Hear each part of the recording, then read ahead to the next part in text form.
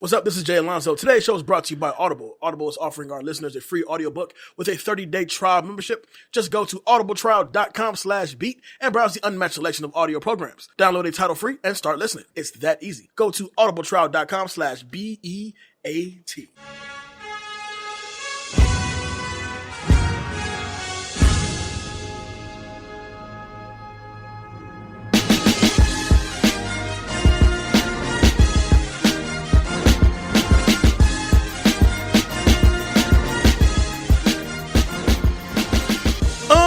It's Christmas time. Christmas time is here. This movie is not Christmas friendly at all. No, do you realize it was the last movie of the 1990s? Literally, the last movie, the absolute last movie to come out in theaters in the 1990s by itself. Nothing else opened with that weekend. I know, and it was a really kind of a hard reality to watch because it wasn't like something that 90s movies had a sort of cheesiness to them, not like 80s movies, but this movie was like, hey, by the way, everybody can act in this movie. Oh, yeah.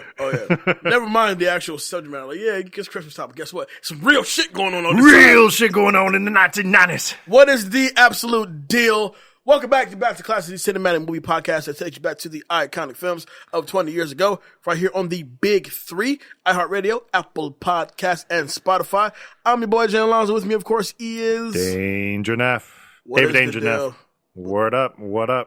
What's going on with you, bro? It's Christmas time. It is Christmas time. It's Christmas Eve. We're recording this on Christmas Eve. On Christmas Eve. We should be at home chilling. And that is what we're going to do. As soon as we leave.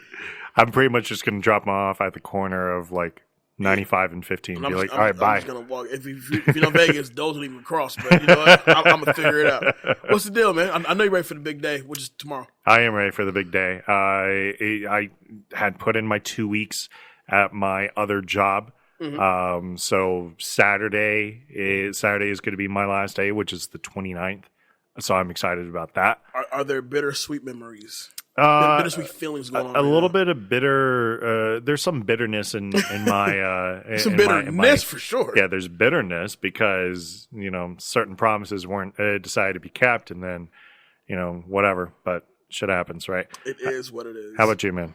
Well, you know what? I'm coming off of a busy week myself, but at the same time, oh my god, I watched so many flipping movies this weekend. When I picked you up yesterday, because initially I thought we were going to record yesterday. Right. Afterwards, we were like talking about, and I was like, all right, I got like 4 movies I got to watch between 8 p.m. tonight and this 2 p.m., 3 p.m. show we're doing right now. And, I got through 3 of them, and then I was like, all right, I think I kind of have just bite the bullet on, like, I'm just going to skip a few. I mean, things happen. But at the same time, though, like, I got a chance to see some good shit, though. I watched Jojo Rabbit again. I watched Ad Astra again. I watched... You watched Uncut Gems. You got a sneak preview. I got a sneak preview of Uncut Gems. And when I tell you, to win, probably not. But it's a crime if Adam Sandler's not at least nominated for the Oscar. Absolutely. Fair enough. I also caught some movies. I caught Star Wars Rise of Skywalker, which I'm not going to really get into. There's the balls. Her was great. There's a lot of discussion that's been going on the Back to the Classics Facebook group page, which has been huge. It has exploded like this week, which has been booming. So shout out to you guys for like really keeping us going. That's seriously like you guys have been the butter that's been churning right now. I'm like, come on, Dave. You can get there. I need to find the whitest metaphor. Butter that's churning. You are the butter that's churning right now. Oh, you butter on my popcorn right now. Oh my god. But yeah, thanks to you guys, man. And this is as you know, we're doing both this show and we have another show to cap off the week as well, which is going to be our top 10 best and worst, as well as of 2019. But this is technically our last show of 2019. Last show of 2019, man. That's it. And we come back fresh, ready to go for 2020, which is next week. Yeah, which we'll record next week, but it'll come out probably. It comes out like on the 1st. Yeah.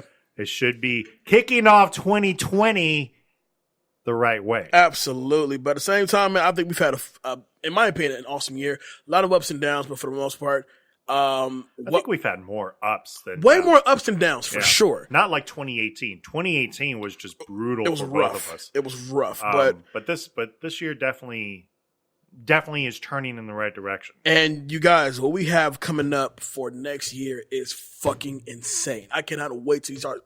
Dave, do you see my excitement? Yeah, it's pretty exciting. I'm giddy. I'm giddy right now. Giddy.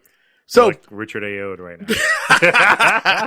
All right, so let's get into some movie news. We don't have much movie news, but the trailer, we officially got the trailer for the world can see for Christopher Nolan's new movie, Tenet. How do you describe this movie?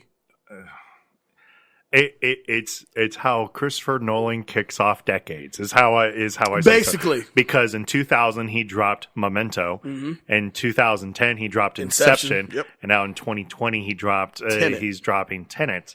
So he's letting you know I have weird things I think about from time to time, and I'm gonna express them. Like it has something to do with the afterlife, but then it also has to be like a crime facility thing. Has an Inception feel to it, almost feels like a sequel to it. It does. But at the same time, I have no idea how to explain. A lot of rewinding of time you see. But it's like directly in front of you, as it happens right in front of you. So almost as if you're passing through that time, going through. Like the most famous line in probably that whole thing is what happened here? Yeah, what happened. It hasn't happened yet. Right. So John David Washington is walking through, and they see bullet holes along the screen, along with Robert Pattinson, Batman. They're like saying there, and Pattinson goes, "Oh, what happened here?" And it hasn't happened. Washington says it hasn't happened yet, and he gets attacked by a dude right when it begins. Can we just shout out John David Washington? Like, this is a look. This is a huge look for him. No, it is, and also Pattinson as well. For sure. But he's been moving for a while though. Yeah, but High Life from this year was something that gained some traction. And it was a fun movie to watch. Did you ever check that one out, High Life? I remember coming across it. I don't think I ever saw it though. It's good. You should check it out. So that's pretty much with movie news. Yeah, Tenet drops July 20th? It drops July 17th, 2020, yes. Which is the day before my birthday. Which is going to be officially, oh my God, wait for the Super Bowl trailer for that to come out. Oh, I'm looking forward to that. All right, bet. So, should we pay some bills? Yeah, we're going to do this again. Hey everybody, this is Danger Neff, and today's show is brought to you by Audible. Audible is offering our listeners a free audiobook with 30-day trial membership. Just go to audibletrial.com/beat and browse the unmatched selection of audio programs. Download a title free and start listening. It's that easy. Go to audible.com/BEAT to get started. Why Audible? Audible content includes an unmatched selection of audiobooks, original audio shows, news, comedy, and more from the leading audiobook publishers, broadcasters, and entertainers. Jay, to end 2019, what have you been listening on Audible? The last thing I've listened to on Audible, I want to say it was the audio book of Rick Ross's biography. Not biography, but Rick Ross wrote a book this year. And he gave us the audio copy of it through Audible, so I've listened to that. Pretty good. Yeah, it's a fantastic program to check out. No finales. To download your free audiobook today, go to audibletrial.com/beat. Again, that's audibletrial.com/BEAT for your free audiobook. Hey, that's good reading by my man Danger Neff. So let's get through this thing. So we're going to breeze through this because we have a whole nother show to record. But at the same time, we're going to give you our insight. This movie is powerful. Yeah. This is a very powerful movie. I forgot how powerful this movie was. I did too. And I'm actually kind of ashamed that I kind of forgot how powerful the movie actually was. Me too. Don't forget, this is the second Denzel Washington movie we've gotten in 1999, which at one point, Denzel wasn't doing 2 a year. No. Very rarely he'll do 2 a year. Yeah, you're right. Very rarely he'll do 2 a year. So the fact that we got Bone Collector, which was a great performance, and then capped off the year with The Hurricane, which is a fantastic performance. If you don't know what we're talking about, we're taking it back. About?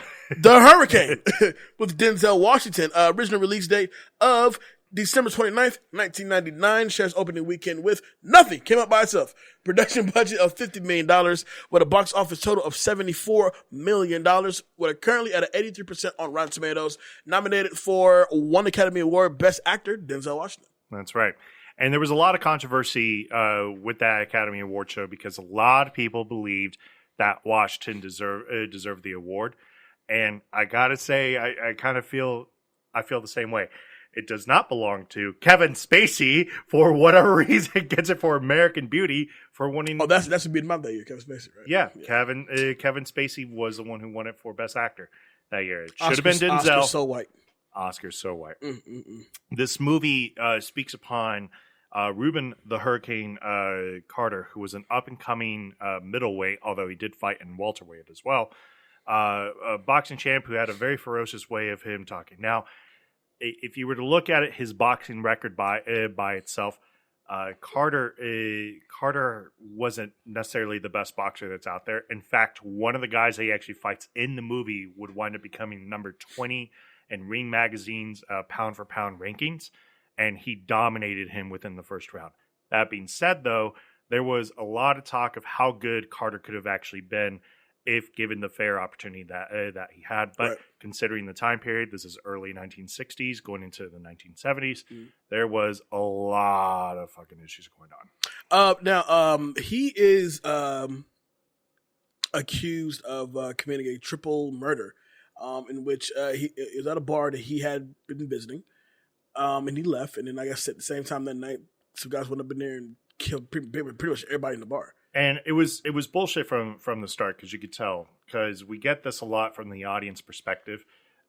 This isn't like movies that get clever in the 2010s, for example, that said, "Are you sure that he's innocent? Are you absolutely sure?" No, they make it very clear that Reuben the Hurricane Carter was innocent from the start. Right. And this movie actually kicks off with him actually being in prison, and he's getting ready to like throw down with some guards. Line him up, Billy. Line him up, Billy. And I'm not taking no shit in here. That's classic Denzel for you. And Denzel was on fire in this game. If you ever wanted to see where Alonzo Harris came from, all you had to do is look at Reuben Hurricane Carter, and you get the training day version of Alonzo Harris within the first 2 minutes of this movie. Which is what I love, because this is like 90s classic Denzel performing, like far as the putting down his finger, looking at you like, I'm not taking no shit in here. You know what I'm saying? And just he carries this movie like this is his movie. No doubt about it. And I mean, it's hands down one of the best performances he's ever given in his career. I agree. Absolutely. Now, so yeah, the movie does open with him pretty much shadowboxing, getting ready to fight these guards. But then we also learned in that same scene, he already kind of established a connection with one of the guards named Billy. Right. And I don't know if it's because Billy is a fan of him or the fact that he just respects him off the gate, but realizes he's not gonna be a problem. Like you realize I am here, unjust. Like I was accused of something I never did.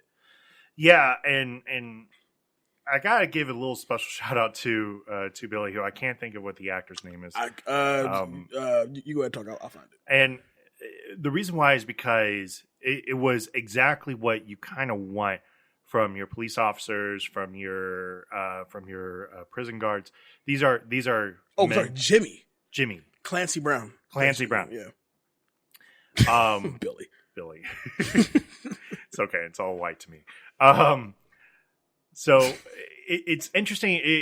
Jimmy was one of those guys. It was one of those guys that like he wanted to make life as easy as possible. It was for you.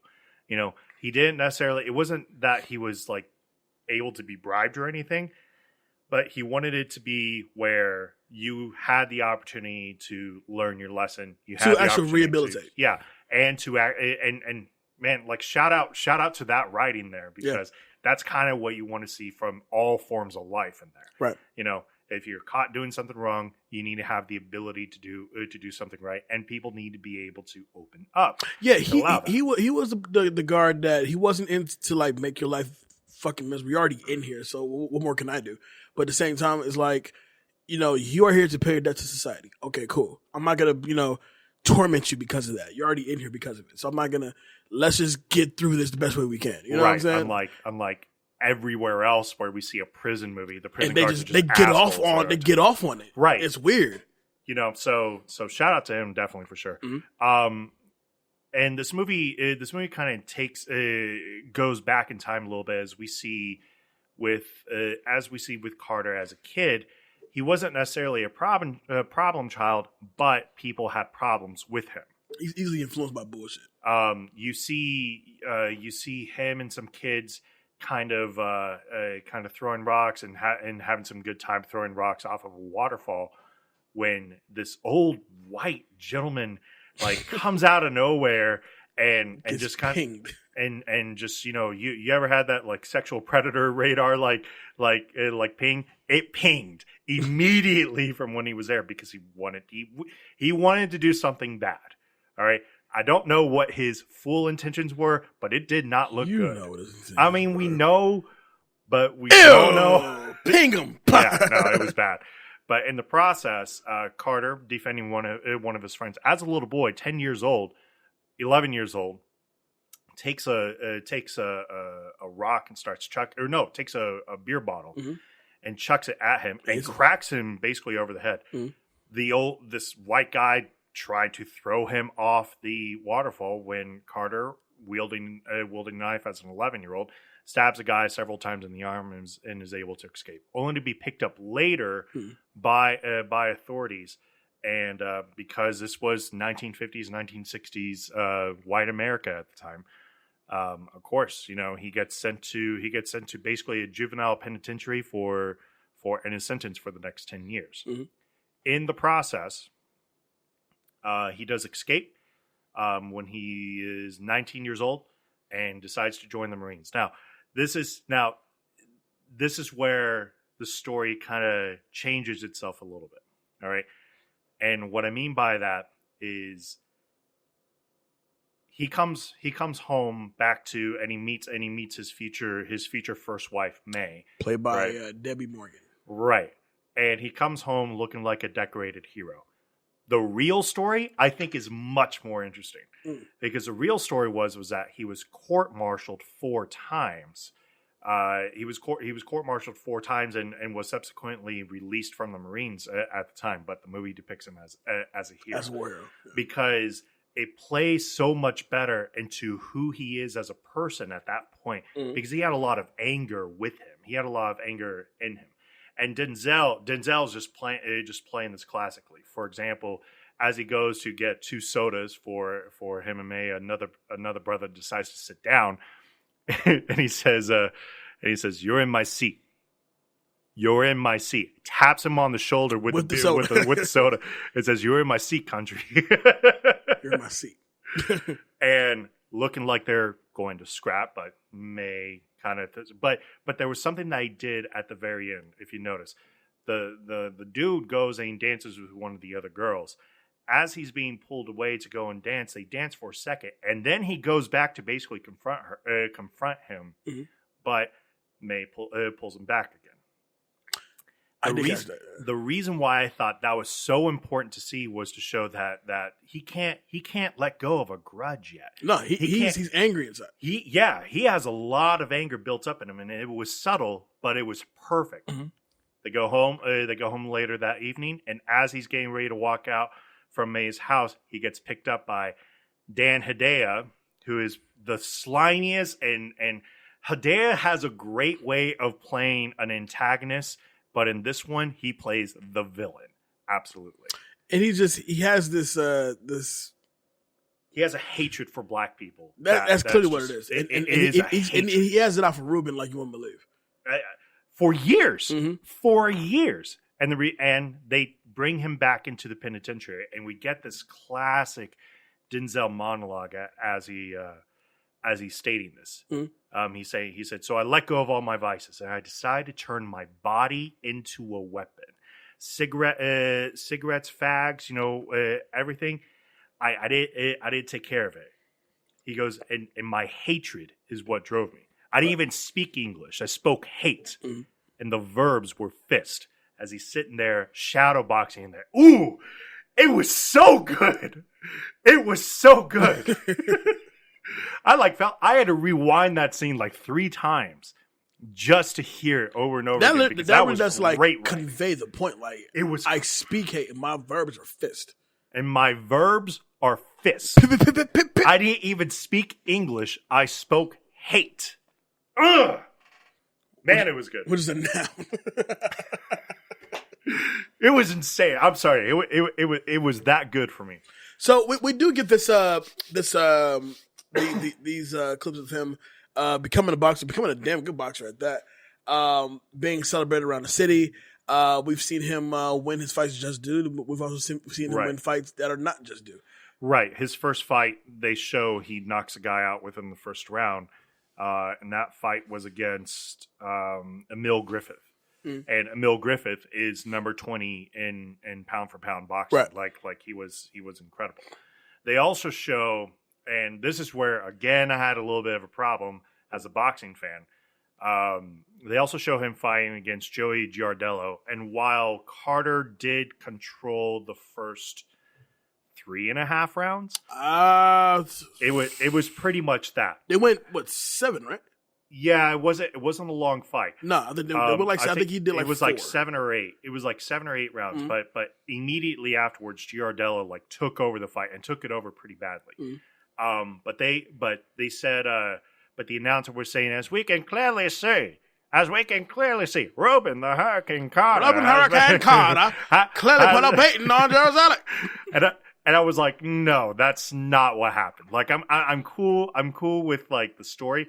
But they had to change the DVD release of this by saying that Giardello was a fine boxer, and not only that, but even Carter himself, after he got out of prison, said, "No, Joey Giardello beat the shit out of me because it gave me one of the worst beatings I ever had." Right. And so yeah, but it was really soon after that fight. He does go to that bar, and he goes to that bar. And he meets this kid who's an extreme fan of him. Right. And the kid, I forget. And it's ladies' night. It is ladies' night. It's ladies' night. So he's trying to get up. Keep in mind at this point, a couple other things before that, real quick, to kind of showcase more of that hatred that he had. He had a reporter speak with him, and the reporter asked him, "Why aren't you out there, Carter?" As this is going on during the 1964 protests during that time. Why aren't you out there? Why aren't you out there, Carter? He goes, and he says to him, he goes, "You know what? You're right." He goes, "Maybe I should go out there and get my gun and go ahead and shoot those." Can you say the word? I can't say the word. Is it N-word? It's the N-word. It's the N-word. Niggas. Hating whites, and go, and maybe I can get 5 or 6 of them before they put me down. And he said this believing it was going to be off record. Of course, nothing is off record. Nothing is off record with reporters, and his house actually gets bricked. So this is just a little bit of that same nastiness that continues to kind of give him this perception of white people, because this was something that actually plays a little bit towards the end of the movie, as well as everything else, because he doesn't know how to trust white people, and he doesn't, and the only thing he knows is hatred at this point, because that's all they've ever shown him, right? Which you can't really fault him for, but is a great argument for what culture basically says. But yes, he does go to a club. It's ladies' night, and he goes out with his kid. And go ahead. The kid is really, really. I forgot what the actual proposition was. I don't know if it worked for him or something. I forgot what he proposed to him. But Ruben ends up handing the kid his keys to his car, because clearly he had been drinking. And the kid volunteers to basically drive him home. John Artis, I think it was the kid's name. I'm trying to think whatever. Oh, you know what? That same kid's in Training Day. Yeah, he is in Training Day. He's the one that Denzel beats up. Yeah. Oh my god! The same kid he beats up. Oh wow. Okay. See the parallels? The small parallels that happen here. And so as this is happening, they're driving, and of course, right on cue, they're pulled over by the police. Correction. As they're leaving, correct. So here we go. As they're gone, the shooting happens. The shooting happens at the bar. Not at that bar. At a different bar. At a different bar. Right. And so as they're driving, they are stopped by the police. And not just a cop, like at least 7 cars pop up out of nowhere. and they're merely brought back to the bar that was shot up, and then from there they're taken to be arraigned. And this is where I have problems with this entire conviction, because the police never confirmed that they were actual suspects, right? But another man who was a suspect in the killings by the name of Alfred Bello basically claimed that both of them were there and that they were the ones that were pulling the trigger. Here's the other problem with that. If all of that is true, where were the murder weapons? Exactly. It's the 60s. You don't need proof. No, of course. And that's like one of my biggest problems with it. I'm like, okay, so do you have a gun? Do you have a gun with his fingerprints on it? Do you have their fingerprints anywhere at this bar? It was such a bullshit case that watching it, I was like, how was this not immediately thrown out? Then I forget I'm white. So just be honest. Yeah, that's about how that goes. On the basis of Bello's testimony there, both Carter and Artis are convicted of a triple homicide in the club. Both of them get life sentences. And when Carter walks in, and by the way, the reason why Bello got called him out was because, of course, Dan Hedaya, who was the lead investigator there, said, "Did you see these two guys specifically at this bar and whatnot?" Because he just believes that Carter is a bad person. Right. With good reason in the real life story. But in this movie, like it doesn't really make a lot of sense there.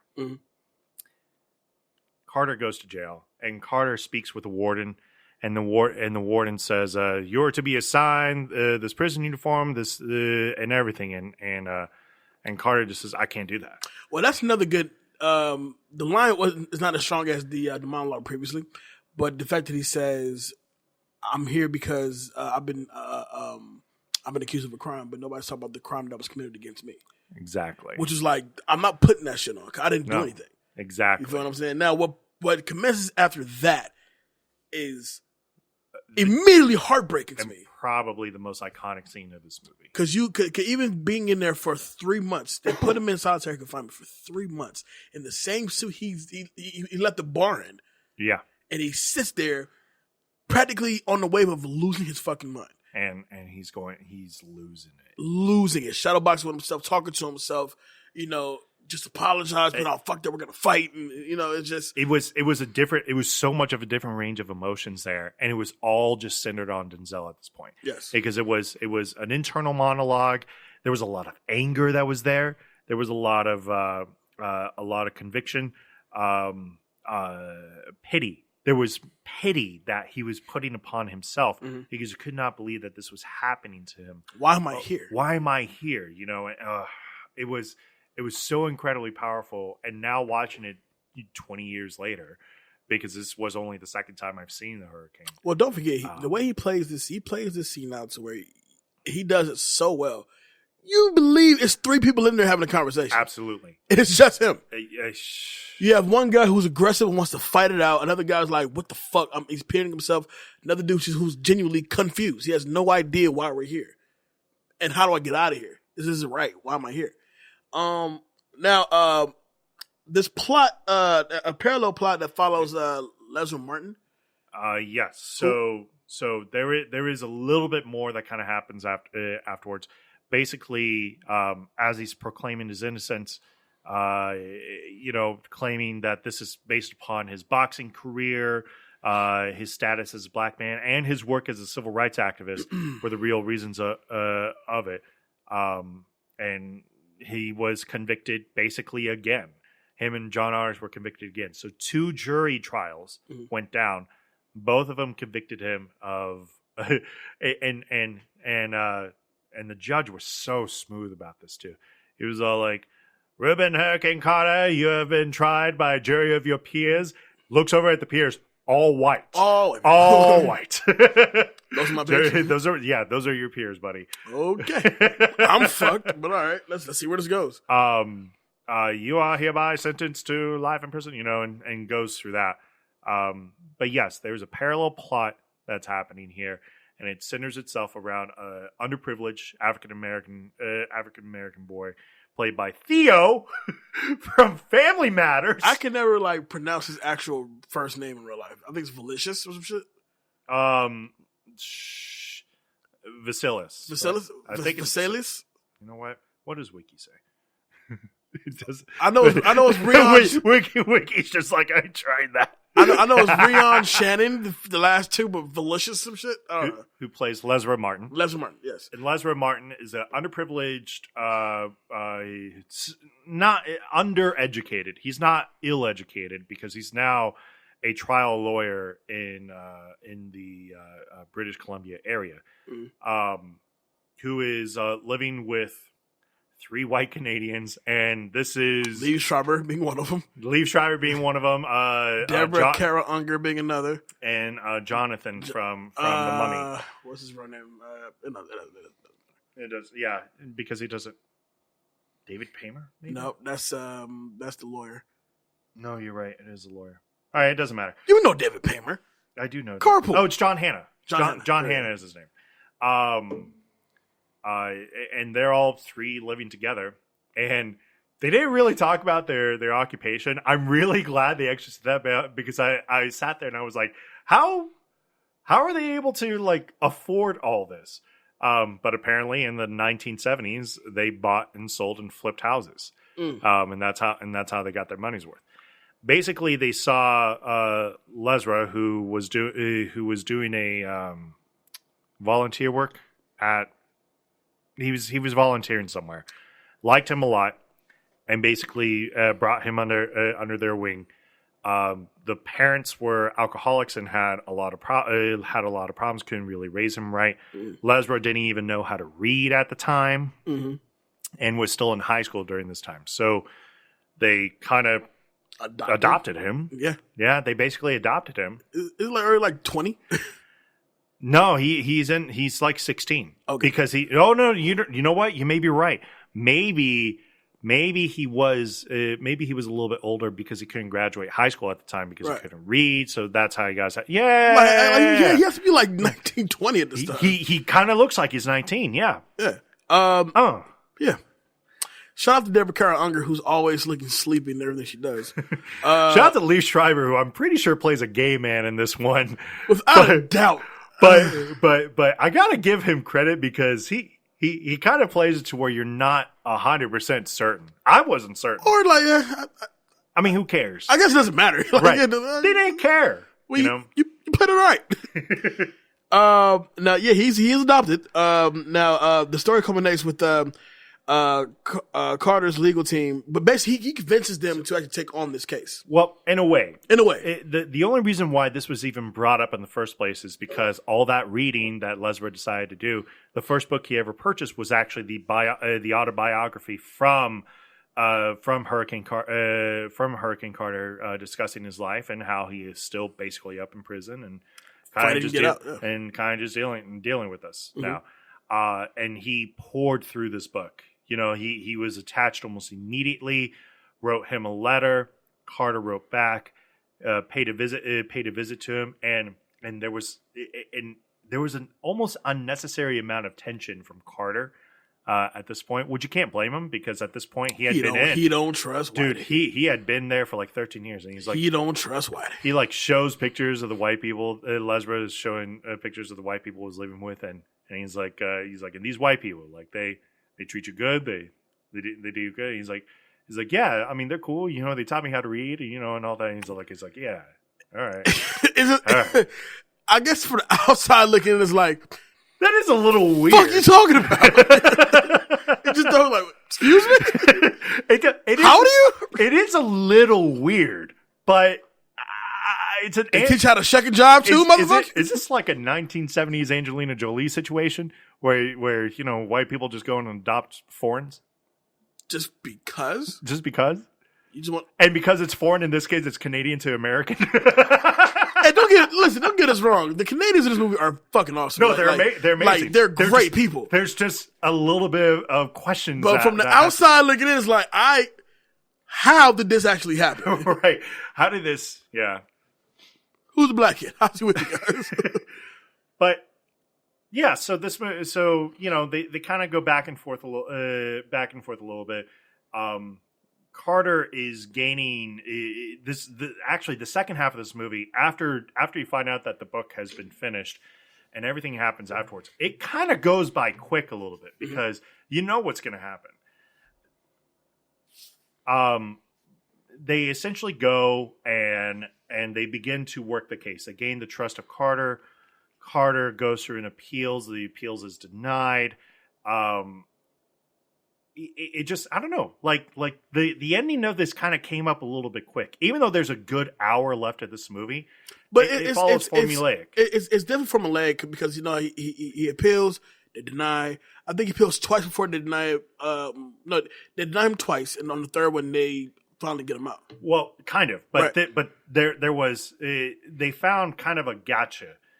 Essentially, what it was that one of the testimonies that they found could not have happened. Like it was time stamped that could not happen. Right. So they found out that whatever she signed, whatever her testimony that was signed from this lady who claimed she saw everything, right? It definitely could not have happened. Right. So because this was new evidence being presented, by the way, they get threatened by Dan Hedaya, which is weird because he's like 70 at that point. Well, shouldn't he be dead by now? Like why are you threatening us?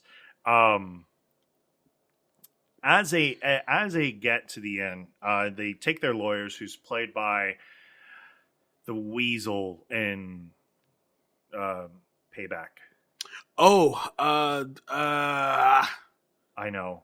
David Paymer. David Paymer, yep. Yeah. Such a weasel. He is a weasel, but he plays a lawyer in this case.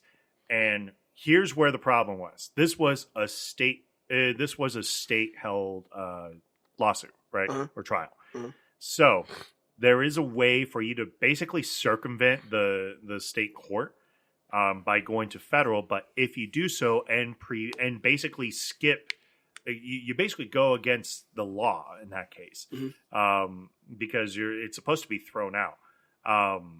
But the judge has to review the case to make sure that everything was basically followed. If it's presented in federal court without it ever going to state, with the new evidence, there's a chance for it to be thrown out, and then the new evidence can't be presented, and then they basically lose everything at that point. Right. But shout out to the judge for playing neutral, like being straight up neutral in this case, because he goes, they understand the risk, and they re-represent the case, and of course, what winds up happening is he throws out the case. He says despite with the new evidence that's being presented, it's absolutely clear that racism was the exact reason for this, and you cannot have a fair judgment if you have a bias that's there. Yeah, so the convention was based off of racism other than facts. Right, off of racism rather than facts. Yeah, rather than facts. So he's finally freed, and he summed up his story about. Oh, I love this quote. For some reason, when you say it, sounds better. So go ahead. I don't know, man. I think you do a good job. You think so? Yeah. All right, here we go. Ahead. Hate got me to this place. Love got me out. Yeah, that's good. Well, that's the hurricane. Yeah. I know this was short, guys, but to be honest, there's not. The first half of this movie was just scene chewing and a great background of it. The rest of it was just kind of getting to that point. Yeah, I wouldn't say it's a by the numbers kind of a story, but it's definitely it's meant to feel the emotion of, though it's what's happening to him is almost expected. Eventually, he's going to get out, but it's more so you need to experience what he's experienced. Like far as even way back when he's having the argument with himself in silence, you need to feel these moments to really understand what he's going through. I agree. Yeah. Let's get to some takeaways. That guy work.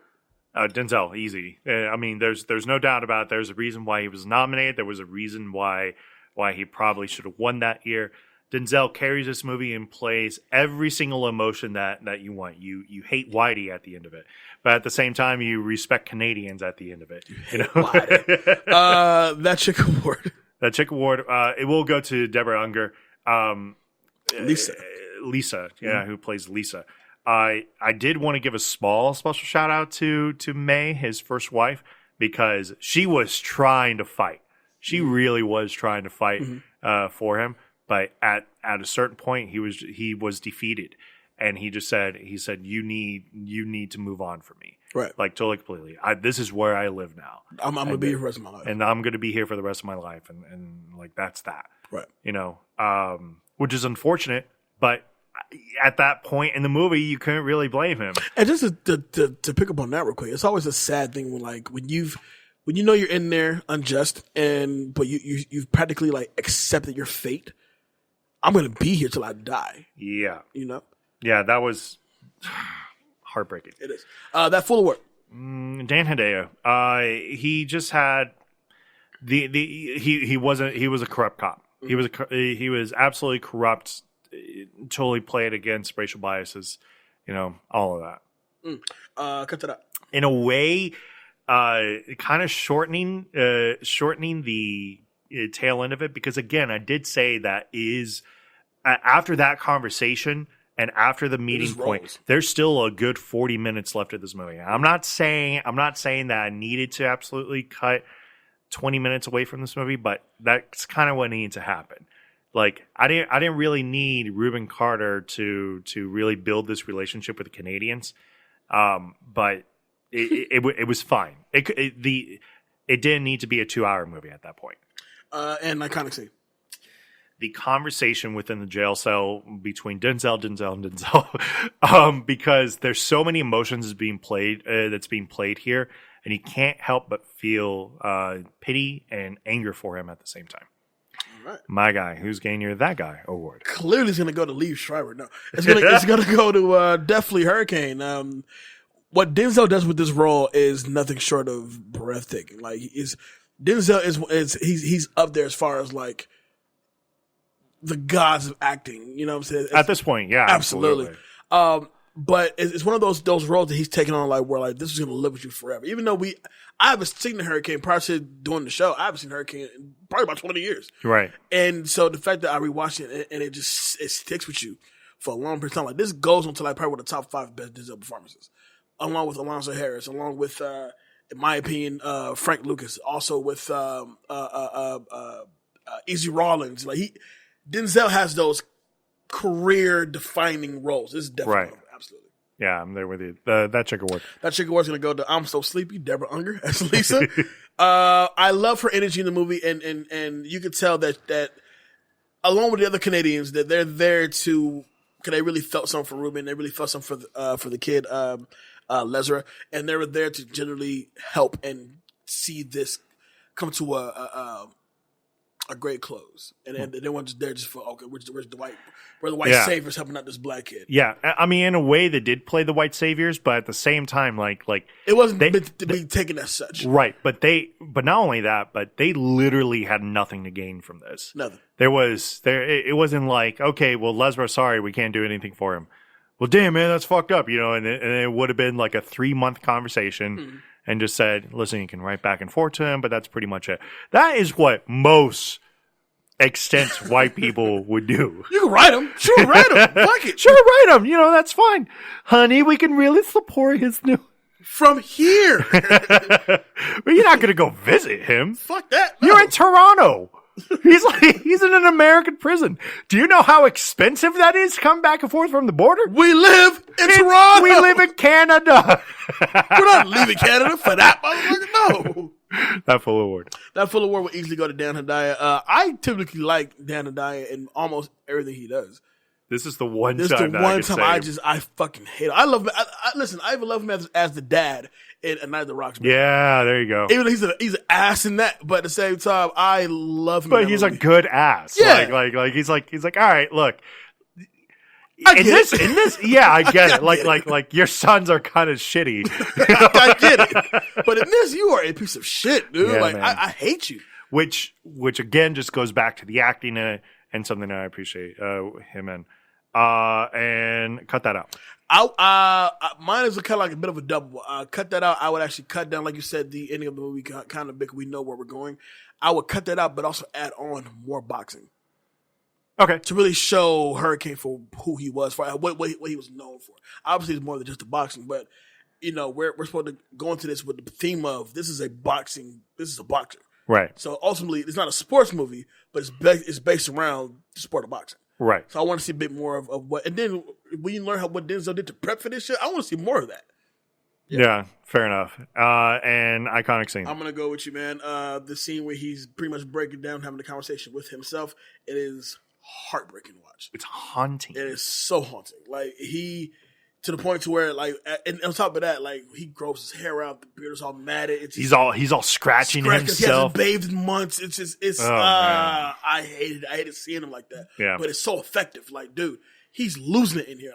Like you said before we started recording, it's the two things I would never want to be: butt fucked in jail and solitary confinement. Please, I would do. Listen, I don't want to go to prison. Period. But if I had to go, them two things I do not want ever. Yep. So so there we go with that. Let's go into some quick hits. We can wrap this puppy up. Denzel Washington trained for over a year with a boxing coach. That's why I want to see more boxing. Fair enough.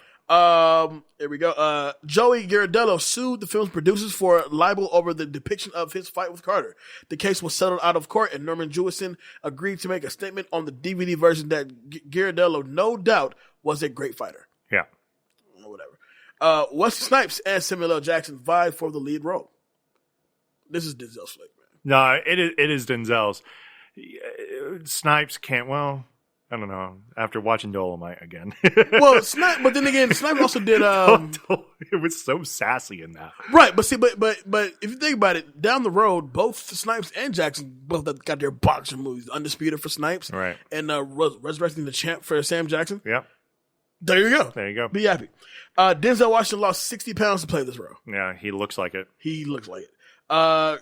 The Hurricane film was based on a song written by Bob Dylan called Hurricane. The Hurricane. Which was Bob Dylan's way of protesting to Carter being wrongfully convicted, which I found that out down the road. Like, this is about Hurricane Carter. Yeah.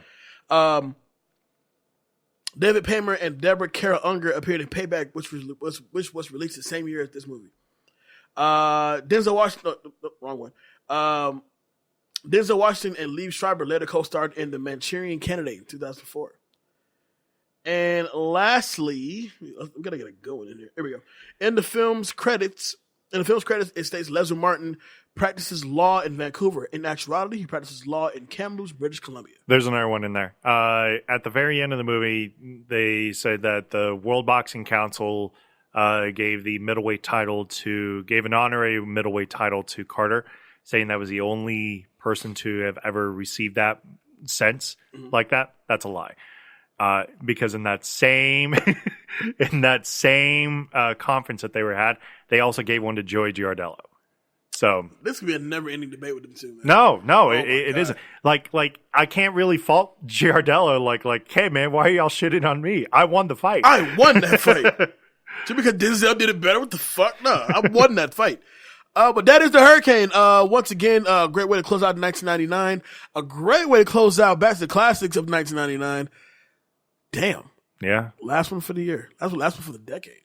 Yeah. That's wild. We're going to the 2000s. Yeah. We kick it off with a good one. Yeah, absolutely. Dave, where can they find you? You can always find me on Facebook and Instagram at David Danger Neff. I'm the co-host here at Back to the Classics, as well as having my own little projects that are getting ready to drop, hopefully early next year. We'll talk about that on a later date, I guess. My guy, Jay Alonzo, where can they find me? You can find me on all the social media simply at I am Jay Alonzo. That's Facebook, Instagram, Snapchat, and Twitter. You talk to me and I'll talk back. Of course, you can also catch me on Turn My Mic Up on YouTube every Friday with the fellas with Big Los, Hollywood Kev, King Corey, and RJ. That new episode should be dropping this Friday. Look out for that one. I, too, have other projects coming up alongside, besides those two things. And besides that, man, we just want to say we thank you guys sincerely for a great year. We cannot wait for you guys to see what we do next year. It's going to be amazing. Me and Dave got some shit lined up. We're booked for a lot of shit, actually. So I know. Way too much. We're getting no sleep. But, it's all right. And we need to get paid. We need to be paid. Can we be paid? because traveling is definitely not cheap. But No, it's not. It's what it is. But once again, no, man, you guys are awesome. All of the Cine folks out there, you guys are awesome. Thank you so much for jumping into those movie talk groups and being so active in those And groups. churning that butter. Churning that butter, baby. That's what it is. With that being said, of course, we got one more episode coming out this week, so look out for that one. But also, with that being said, love you guys so much. Have a fantastic holiday season. Have a great new year. We see you in 2020. We're out. I'm Jay Alonso. With me, of course, is Danger Naff. Peace. Peace.